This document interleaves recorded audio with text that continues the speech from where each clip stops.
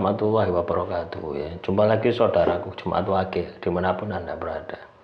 Menanggapi komentar ini subscriber baru ini. Kenapa kok baru ketemu channel ini saudara Sasa? Ya supaya Anda ini sadar gitu loh ya. Kenapa kok baru ketemu channel ini saat ini setelah saya ini hancur gitu. Ya, lah.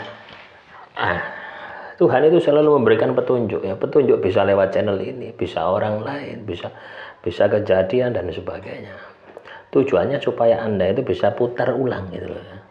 Anda bisa putar ulang kehidupan Anda di masa lalu sing berantakan. Dan Anda bisa menemukan bukan mutar tok ya. Mbok putar tok ya. Mbok iling-iling ya sedih, ya stres, ya depresi. Bukan hanya itu ya.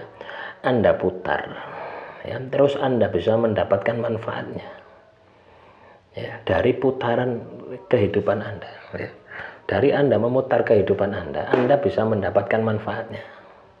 Nah ini kalau ini bisa Anda terapkan, ini bisa Anda aplikasikan di dalam kehidupan Anda, maka saya yakin hidup Anda akan penuh dengan kesuksesan, hidup Anda akan penuh dengan kejayaan ya. Paham ya?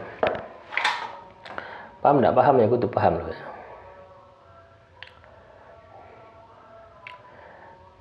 Terus juga menanggapi komentar saudara kita ya, teman-teman Jemaat Wakil ya. Materi ini tak campur-campur ya. Nah, tujuannya supaya komentar teman-teman ini terbalas semua gitu. Tak jadikan satu. Kalau tak jawab siji-siji satu video satu komentar 8 menit lah dawa ndak karu-karuan ya. Ya. Tak jadikan satu aja singkat. Tanya ya sesuatu yang pada diri sendiri, yang terjadi pada diri sendiri selalu terjawab dan jawaban selalu benar dalam hal apapun, apakah itu kodam atau batin ya. Loh. Ketika Anda katakanlah menerjemahkan permasalahan-permasalahan di dalam kehidupan Anda, itu komunikasinya menggunakan batin ya. Komunikasinya menggunakan batin. Anda ngomong dewe itu loh, itu komunikasinya menggunakan batin. Soal yang Anda ajak komunikasi di dalam batin Anda, loh ini macam-macam. Ada makhluk halus ya. Lek Anda ibadai lempem, tirakati ndak tahu ya. Ibadai lempem mesti tirakati ndak tahu ya. Orang tirakati kenceng pasti ibadai kenceng ya.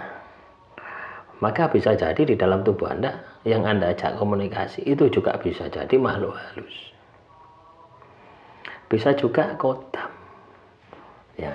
Kodam pusaka misalkan Anda punya pusaka di rumah tinggalan mbah, atau Anda nemu pusaka, atau Anda beli pusaka, atau Anda menaruhkan penarikan pusaka, maka bisa jadi ya, yang Anda ajak bicara itu salah satunya adalah kodam pusaka yang ada di dalam diri Anda.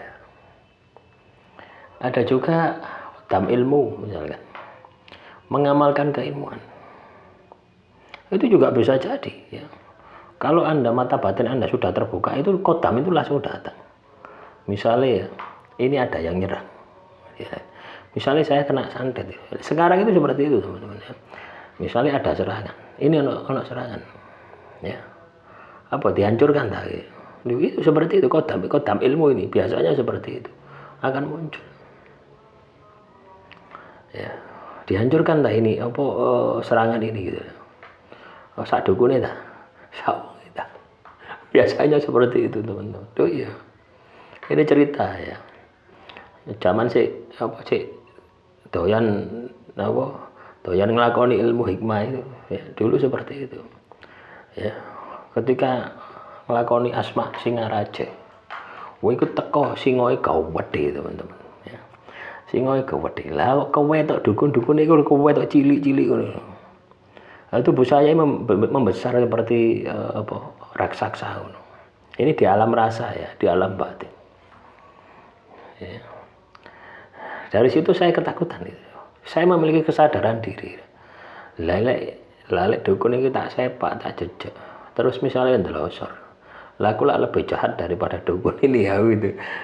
Alhamdulillah muncul kesadaran seperti itu. Akhirnya apa? Mandek aku. Enggak tak lakoni amalan itu. Samanya ya ketika saya mengamalkan amalan Yasin Fadilah. Kena sihir. Ya. Mengamalkan amalan Yasin Fadilah selama 4 tahun gitu. Coba bayangkan, saya enggak bisa bayangkan teman-teman ya. 4 tahun ya.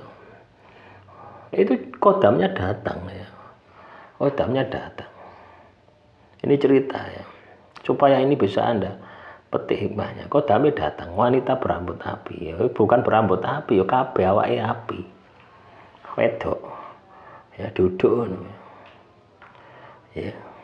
Siap diperintah apa saja ya. Aduh. Ya. Siap diperintah apa saja. Ya kadang ya pernah saya gunakan teman-teman ya. Ketika ada serangan yang itu katakanlah dari berbagai arah itu. Misalkan dari dukun sana itu bareng set ya. Awes. Kondisi kita dalam kondisi sakit sapla-apla. Ya wis tak kon ngladeni. Ya menang gitu.